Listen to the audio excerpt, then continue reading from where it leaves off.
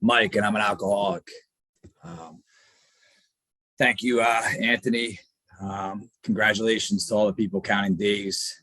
Um, like Anthony said, you're the most important people at this meeting, or at any meeting. And I'm from New Jersey, and in Neptune actually. And my sober date is February 22nd, 2011. My sponsor is Mike D, and my home group is a men's meeting in Eatontown on Thursday nights from 8:30 to 10, which I thought was late enough. But tonight's 9:30 to 10:30, and I won't be here when the birds are chirping in the morning.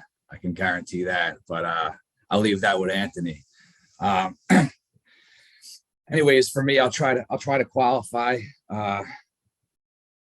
quickly. So, at a young age, I always just had the feelings of, the alcoholic feelings, fear of not being good enough, the fear of not being liked, not getting good enough grades, not being a good enough son, just the constant fears, not being a good enough athlete, just nervous everywhere I went, everywhere I go, just feelings of just restlessness, and never really content. And I still struggle with them feelings today, but when I got into high school was when I picked up a drink, and for the most part, I drank recreationally, on weekends or whatever. And what it did though was, I guess I shouldn't say recreationally. Anytime that I drank to black out, and that's what happened every night. But it was only on the weekends, Friday and Saturday night. Wasn't really allowed out too much during the week, and I followed the rules. So my alcoholism really progressed when I got to college. I went to Stockton College in New Jersey, and I played soccer there. And my alcohol abuse and drug use really took off at that point. Just really every day. It wasn't really about going to class for me. It was more about like what party's going on tonight, or who's getting the alcohol, or who's getting this substance or that substance. And that's all pretty much I thought about, even during the day when I was sitting there in class, supposed to be learning, and so I it got to the point where I wasn't going to class at all. I would, instead of failing classes, I would just take a withdrawal and then get the money back, and then buy alcohol with that money. And I started getting in trouble, DWI, just things started to happen to me. Started getting into physical altercations, and then a couple of times in jail, just nothing major, but where the alcohol was having an effect on me, and I was already getting in trouble at this point, and my father was an elevator technician in the union out of Philadelphia, and that opportunity was always open for me. And one day I got a call from my mom asking when the last time that I got high was, and I said, I'm high right now. And she's like, well, you have an opportunity to get into the union and get a job with your dad, but you have to pass the drug test. And I said, I'll be okay. And I got, I left college, and I got into the union, and I started building elevators. And I did that for about 6 months. At the age of 19, I was just like a punk kid, and didn't really want to take directions, nor did I really have the ambition or like drive to work physically with my hands every day. And so I pretty much did my 6 months, and I got initiated in that. And then I went back to college again. And when I went back to college, it was the same ordeal, just heavy drinking, another DWI, and just the same thing, I still to this day haven't graduated. I went for 5 years, and that's okay. I feel guilty about that for wasting my father and mother's money every once in a while, but other than that, at this point, I'm over, like I'm past that at this point in my life. But so for me, when I left college after that and got back, and what I do now is I still do the elevators, and I started getting even trouble like even at work. I was drinking a lot. I was doing a lot of drugs to keep me going, and wound up failing a drug test to get onto an oil refinery.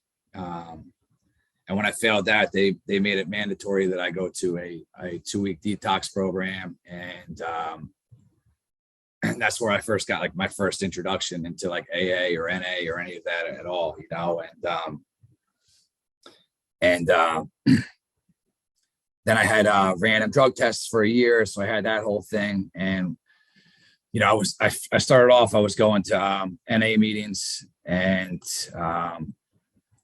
I ended up meeting a woman there, and they tell you not to date within your first year, and I figured I'd give that a try, and that was a miserable fail, and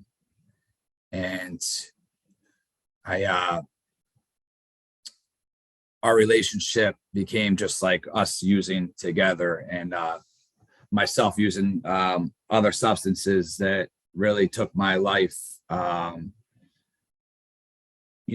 really took my life to places I never thought that I would go, for about 2 years, 3 years, from like 27 to 29, 30. I was addicted to this drug, and it was just bad, man. It just like really, like I said, when I woke up and I was sick, and like every day was just the same. It was just like the same thing every day. You wake up and it's just trying to get like the next thing just to make me okay, just to make me like go to work or whatever it was I was trying to do, just to make me okay, And when I didn't have the money, we were doing things that would just lead us into trouble. I owned a house at that point, and I was in the crawl space, like stripping my own copper of my house, trying not to hit the hot water just because like I still wanted to shower possibly. And I even failed at that, I just, nothing that I could do could relieve me of where I was, I was just, it was bad. My family, towards the end of that, they finally, like, my parents are happily married, or not happily married, but they're married. And my mom kind of was like like the enabling type for a lot of time, like a lot of the years, and when she finally cut me off, like said, don't come back unless you and the girl are done, and you stop doing whatever it is you're doing.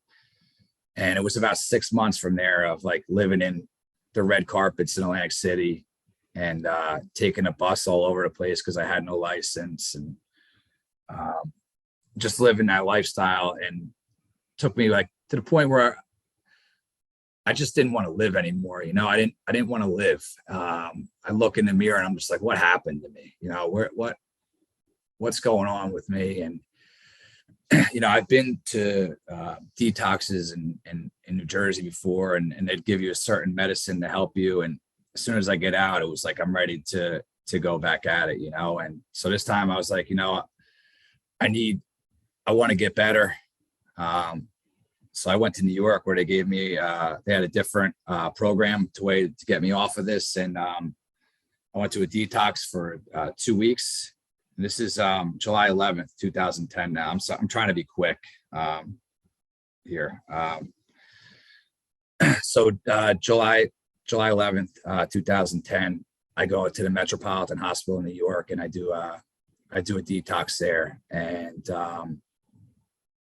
while I was there, they had different, like the Integrity House, like a bunch of like pretty hardcore rehabs come in there. And then they also had like, 3-quarter houses that like showed up, and they gave like a little presentation, and trying to decide what my next move was going to be, and I decided to go that route to a 3-quarter house in Manhattan, like West 50th and 10th, or I don't know the streets that well anymore.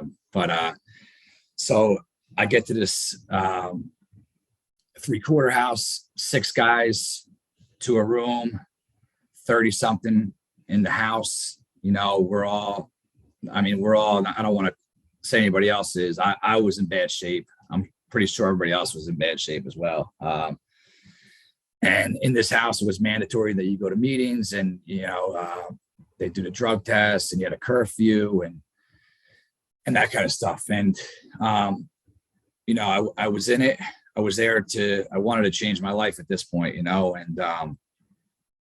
was still collecting unemployment, so I was getting money, and I was able to afford a new phone. So I bought a phone and I updated my Facebook profile to lives in Manhattan, and this girl that I went to high school with, Kim, she's my wife now. She reached out to me and she's like, if you ever want to do lunch, I work in the city. So I said, sure. I said, do you want to, talk or whatever? So we talked, and right off the bat, I'm like, well, I have a meeting and I have group.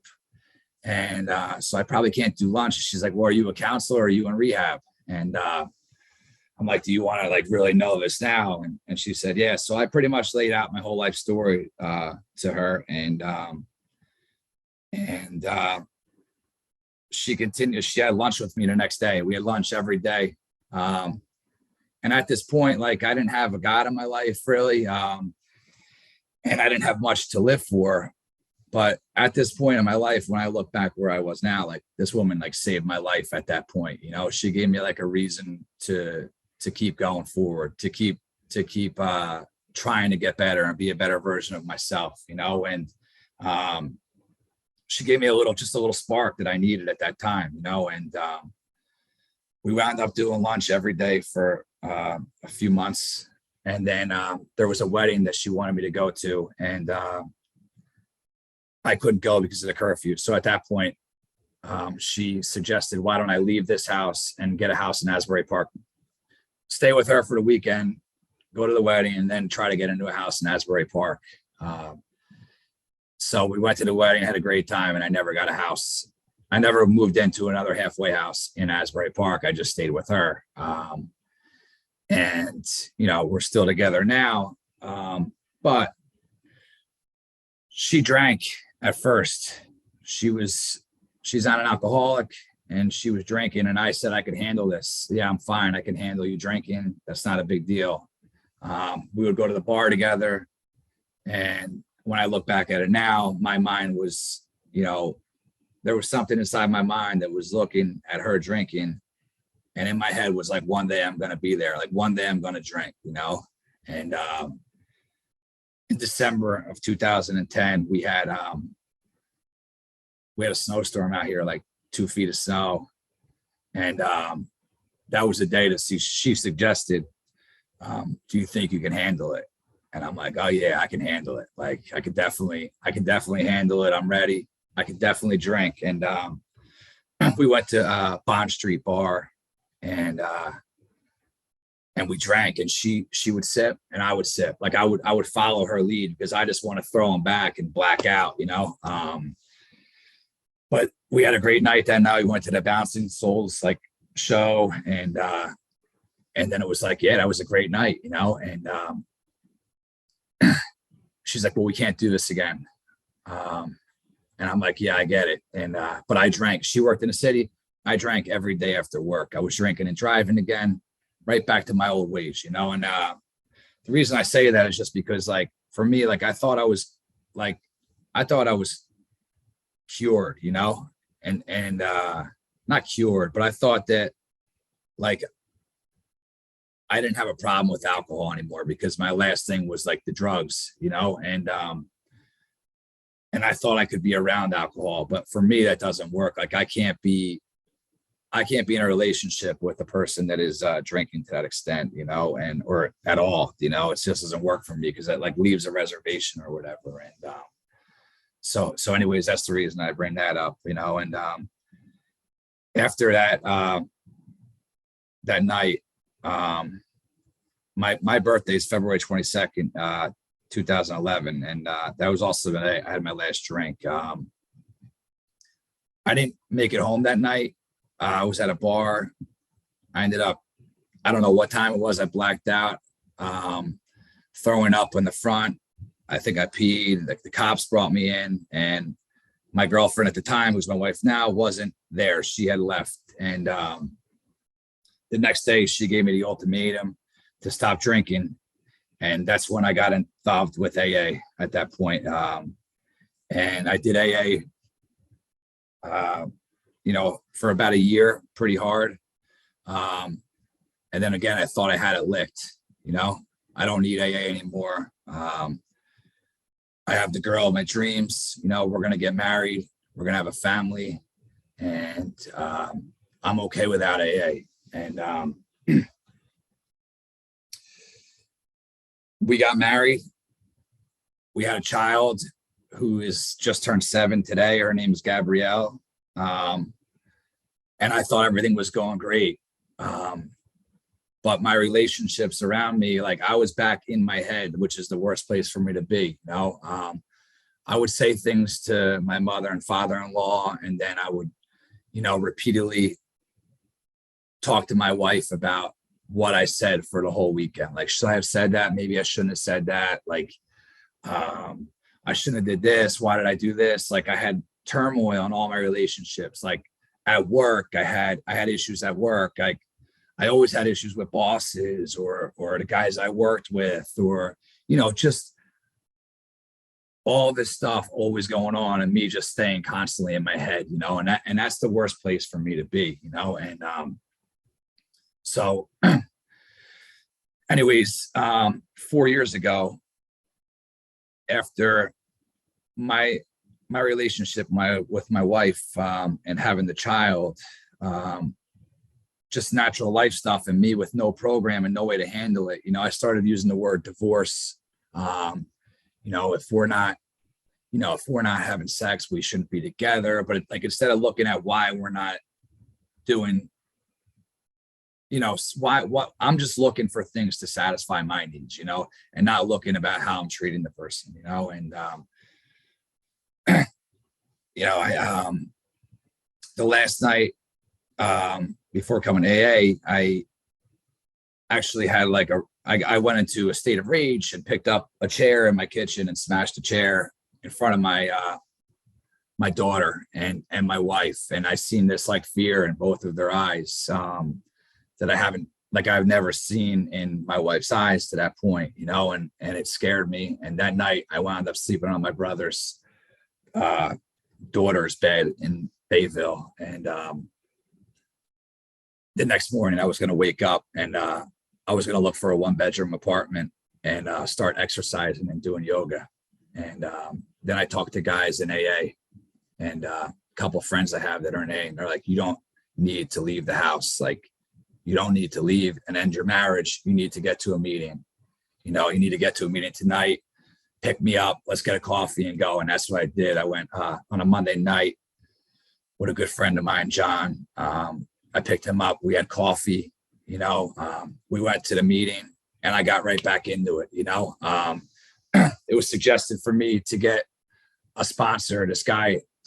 My other friend told me, you should ask this guy, Mike D, to sponsor you. And that's what I did. I called him. I'm like, will you sponsor me? He's like, can we meet first? And I'm like, I guess so. Like, all right. Yeah. So I meet him, and I'm like, what do we have to do? And he's like, you should be going to a meeting. You have to find a couple meetings that you can go to where there might be married men that might have kids, something that you can relate to, somebody you can look up to.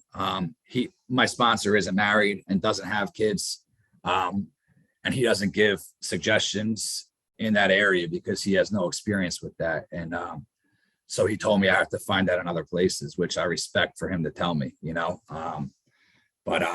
so I found, a few meetings that I could identify with the guys there or girls there, and I liked what they had to offer. And it was suggested to call 3 alcoholics a day.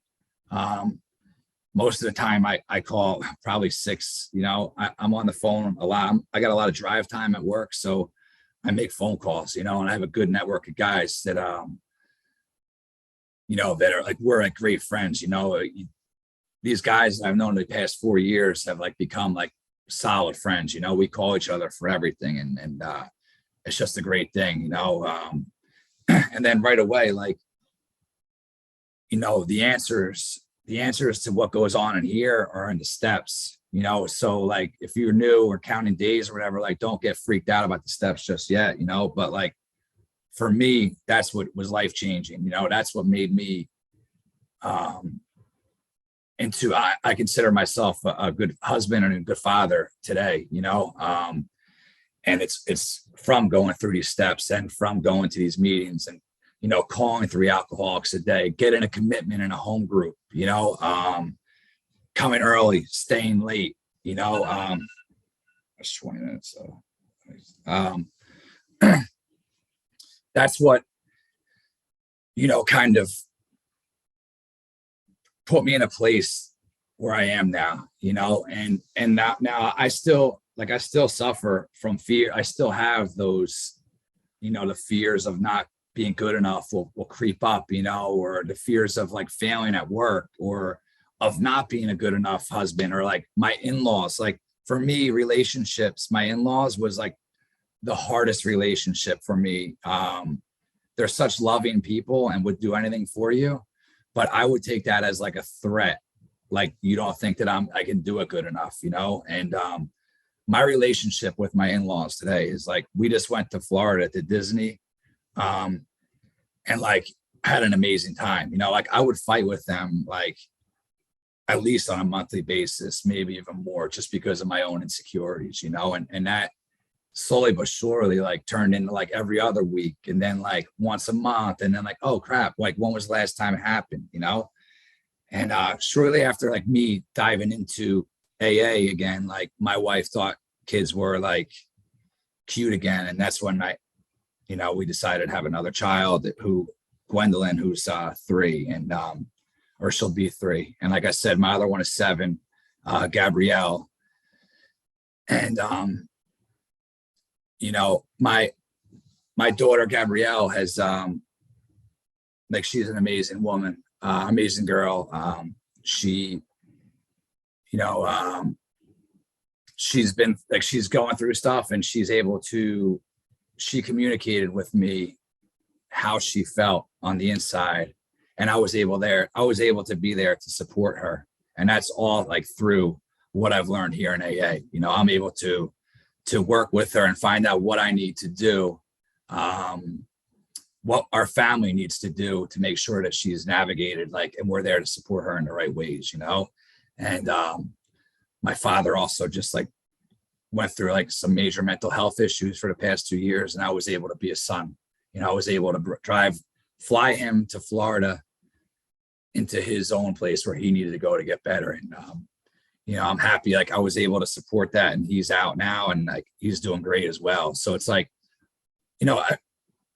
we go through these situations in life, and what I've learned here just allows me to navigate and be there for the people in my life, and to just, I don't know. I wish I had more time. I kind of feel like I was jumpy, but I don't want to just keep going.